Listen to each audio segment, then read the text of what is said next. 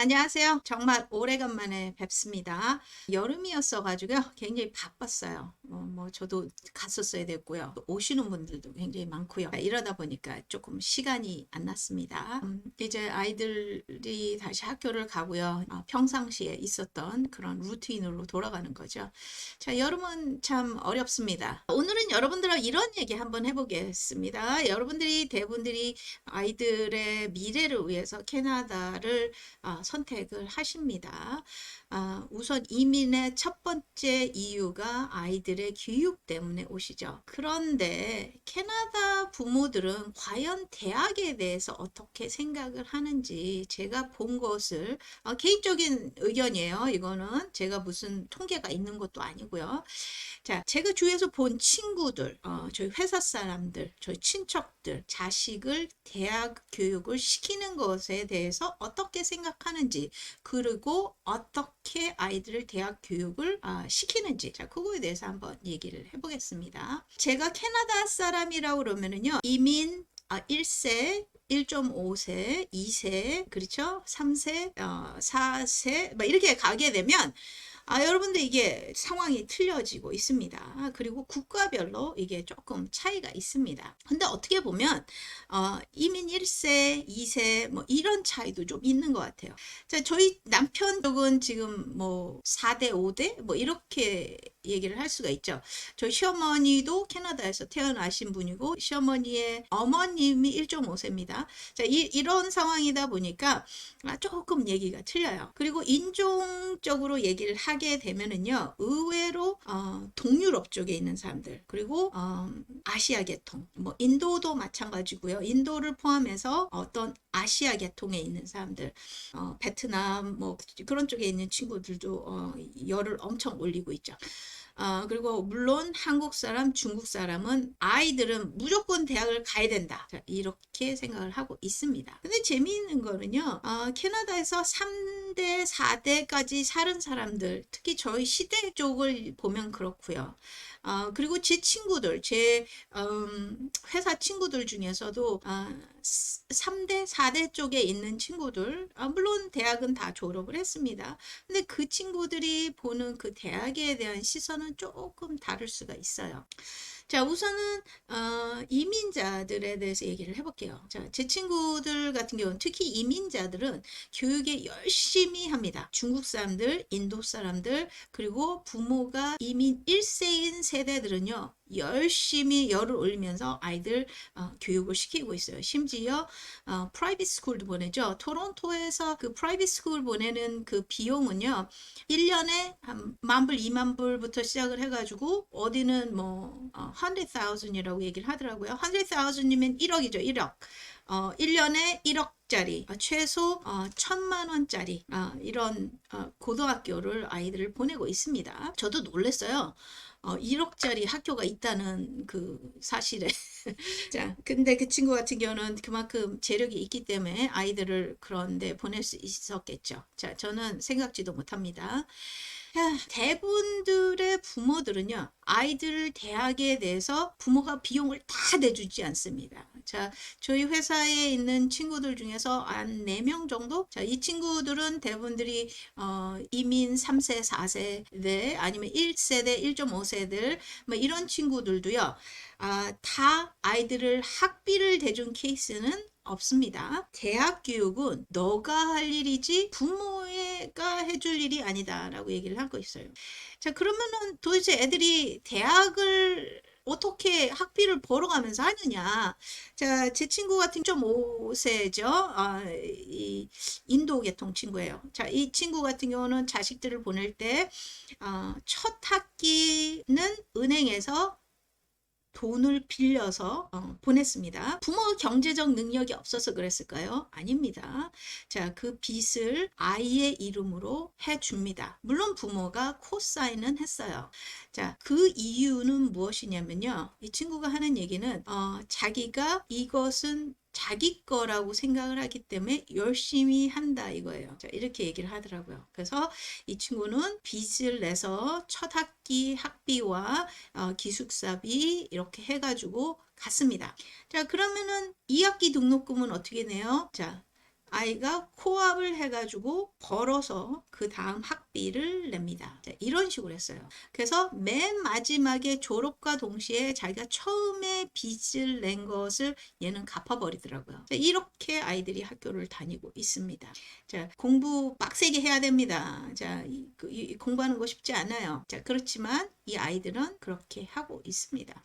자, 그러면 저희 아들 같은 경우는 좀 그렇죠. 저희 시댁 쪽은 왜 애들을 대학을 왜 보내? 내가 왜 학비를 대줘야 돼? 자, 이런 분위기죠. 자, 그래서 저희 신우 딸내미 대학교 시작을 했습니다. 저희 아들보다 1년 먼저 시작을 했죠.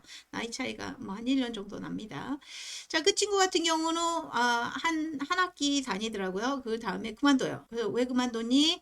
휴학했대요. 그래서 왜? 그랬더니 돈이 없어서 학비가 없어서 지금은 학비 벌고 있다. 근데 이게 자기가 알바를 해가지고 학비를 그 감당을 한다는 것은 쉽지가 않죠. 자, 결국은 못했습니다. 졸업을 못했어요. 자, 저희 아들 같은 경우는 저는 하도 주위에서 그걸 많이 봤기 때문에 야, 너는 끝을 내지 않을 것 같으면 시작도 하지 마. 차라리 엄마는 너가 대학을 안 갔으면 좋겠어. 자, 이렇게 얘기를 하니까 또 열심히 하더라고요. 그래서 학비는 대줬습니다. 저는 조건은 내가 학비는 대준다. 근데 나는 기숙사비, 너 뭐 책값 뭐 이런 거 못 대준다. 용돈, 점심 뭐 이런 거 없다. 점심은 싸가지고 다녀라. 그리고 버스비는 네가 알아서. 자, 이렇게 됐죠. 그래서 저희 아들 같은 경우도 주말에 열심히 알바를 가면서 그러면서 이제 책값과 그 자기의 용돈 정도는 벌어서 학교를 다녔어야 됐죠.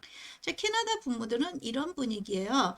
그래서 주위에서 친구들이 다 기숙사비하고 뭐 이렇게 다 해가지고 아이들을 뒷바라지 해주는 캐나다 부모는 없습니다. 그리고 대학에 대해서 굳이 막 이렇게 열을 올리면서 아이들을 가야 된다? 안 합니다. 자, 그 이유가 뭘까요? 자, 여러분들이 대학을 졸업을 해야지만 좋은 직장을 갈 수 있다는 그런 한국적인 생각을 가지고 계십니다. 캐나다는 그렇지 않습니다. 다시 저희 신우의 딸은 대학을 안 갔다 그랬죠. 자, 그 이후에 무엇을 했느냐? 자, 이 친구 같은 경우는 군대에 갔습니다. 여자아이인데요. 군대를 갔어요. 캐나다에서 군대가 풀타임 하는 군인이 있고요. 그 다음에 이제 reserve라는 게 있습니다. reserve라는 것은 뭐 어떻게 보면 예비군 뭐 그런 개념일 수가 있을 것 같아요. 한국에서 뭐 동사무소에서 일하는 그런 친구들 있죠. 자, 비슷합니다. 군대가 나가가지고 싸우는 친구들만 필요한 게 아니라 그 이외에 뭐 군수 장비를 관리를 한다든가 뭐 군인들 월급도 줘야 되죠. 그러면은 이제 그런 쪽 페이롤 쪽이라든가 이런 친구들이 굉장히 많이 필요합니다. 자, 그러다 보니까 reserve라는 게 캐나다에서는 있죠. 그래서 그런 친구들이 그런 일을 합니다. 그래서 저희 신우 딸내미도 그거를 봤죠. 그래가지고 조인을 했습니다. 그쪽에 있어요. 그래서 어떻게 보면 잘 살고 있습니다. 제가 봤을 때 잘 살아요. 월급 받죠. 지금 현재는 결혼해서 아이를 낳았기 때문에 쉬고 있어요. 근데 뭐 1년 6개월을 육아 휴직을 줬고요. 그리고 또 군대에 있다 보니까 군대에서 주는 그 집 있죠. 방 3개짜리 좋은 집이에요. 근데 렌트비도 뭐 800불? 국가에서 반은 대주는 겁니다. 자, 여러분들 800불 하게 되면 한국 돈으로 한 80만 원인데 그게 어마어마한 거 아니야? 굉장히 싼 겁니다. 지금 현재 토론토의 렌트비는 조그만 뭐 원베드룸도 안 되는 것들이 막 2,700불 막 이렇게 가고 있기 때문에 800불이라는 금액은 뭐 진짜 화장실도 없는 그런 방 하나 빌릴 수준이죠. 토론토에서. 근데 그 친구 같은 경우는 지금 뭐 방 3개짜리 집에 이렇게 살고 있어요. 자, 군대에 가게 되면 혜택이 그렇게 많이 있습니다. 캐나다에서는. 자, 그래서 그 친구는 월급 받아가면서 아이 키우면서 육아휴직 1년 반 뭐 이러면서 놀고 있죠. 잘 살고 있습니다. 나쁘지 않아요. 자, 그리고 대학을 나온 사람하고 안 나온 사람하고 한국에서는 월급 차이가 굉장히 많이 납니다. 그렇지만 캐나다는 그렇지는 않아요. 그래서 저 같은 경우 이렇게 저희 남편하고 어떨 때는 참 저희 집의 월급 그 분포로 보게 되면 제가 한 3분의 2 정도를 벌고요. 저희 남편 3분의 1 정도로 생각을 하시면 됩니다. 자, 이런 상황에서 텍스를 빼게 되면 저희 남편과 저의 월급은 주당 한 100불 차이밖에 안 나요. 자, 이 금액은요, 여러분들이 그 캐나다는 의외로 돈을 많이 버는 사람들은 그렇다고 제가 뭐 많이 번다는 자랑은 하는 거 아닙니다. 돈을 많이 번다 그래가지고 자기가 돈을 많이 가지고 올 수 있는 건 아니에요. 그만큼 그 세금을 많이 때린다는 거죠, 캐나다는. 그래서 여러분들 그런 거를 생각을 했을 때 캐나다는 굳이 대학을 안 가고 경력만으로도 얼마든지 취직을 할 때가 많이 있기 때문에 오히려 경력을 많이 쌓아라, 저는 그렇게 얘기를 해주고 있습니다. 저희 회사도 마찬가지고요. 분위기는 이래요. 뭐 예를 들면 여러분들이 뭐 가게에서 일을 했어요. 그 가게에서 일한 경력을 가지고 그걸 가지고 나중에 헤드오피스로 가고요. 저희 회사에서도 경력과 학력을 본다면 경력을 봅니다. 경력. 대학은 보지도 않아요. 이력서의 맨 밑에 밑줄 하나 있습니다. 네가 뭐 명문대를 나왔다 그래가지고 그 사람을 선호하는 그런 분위기는 아닙니다. 한국에서 뭐 스카이대 나왔어, 와 이러고서 그런 사람들 이력서가 먼저 선택이 되는지, 한국은 그런 분위기인지는 모르겠는데요. 캐나다는 경력을 우선 칩니다. 얘 우리 회사에 옛날에 가게에서 일했었네. 오히려 이런 사람들을 우선 뽑는 거죠. 자, 캐나다는 이런 분위기입니다. 자, 그래서 부모들이, 캐나다에 있는 부모들은 그렇게 열을 올려가면서 아이들이 꼭 대학을 가라 안 합니다. 자, 오늘 영상 여러분들한테 도움이 되셨길 바라고요. 자, 이게 도움이 되셨다면 구독, 좋아요 한번 눌러주세요. 오늘은 여기까지 하겠습니다. 감사합니다.